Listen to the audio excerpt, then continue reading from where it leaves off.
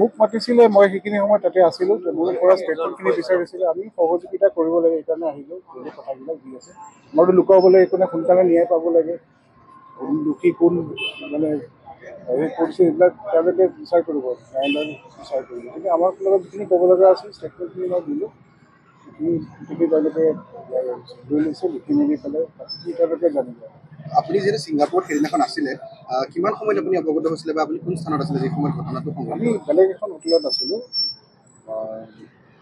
আমি ধৰি লওক ঘটনাটো হৈ যোৱাৰ পিছত আমি গম পাইছোঁ, তাৰপিছতে আমি তালৈকে গৈছোঁ। কেনেকৈ আপুনি খবৰটো লাভ কৰিলে, কোনে কৈছিলে? মোৰ লগত আছিলে সঞ্জীৱ নাৰায়ণ, তেওঁলৈ ফোন আহিছিলে, তেওঁ গম পালে, তেতিয়া আমি দুটা একেলগে আছিলোঁ। আমি তাৰ পৰা গ'লোঁ, য'ত ঘটনাটো হৈছিলে তাত ইয়াতখনলৈ আমি গ'লোঁ।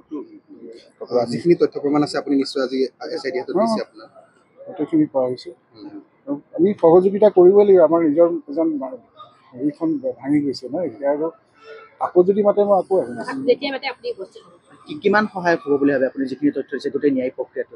তেওঁলোকৰ কনফাৰ্মেশ্যনবিলাক লাগে ন, কোনোবা এজনে কথাখিনি কৈছে, মোৰ নামটো কৈছে, মই সেইখিনি যদি সেই কথা কওঁ, সেইটোৱে কথা সত্যতাটো বুজাব। গতিকে তেওঁলোকে কৰি আছে কামবিলাক, আমাৰ ফালৰ পৰা আমি পূৰ্ণ সহযোগিতা আগবঢ়াইছোঁ। আস্থা আছে SIT তদন্ত ডেফিনেটলি আছে, ন্যায়ালয়ৰ ওপৰত ডেফিনেটলি আছে।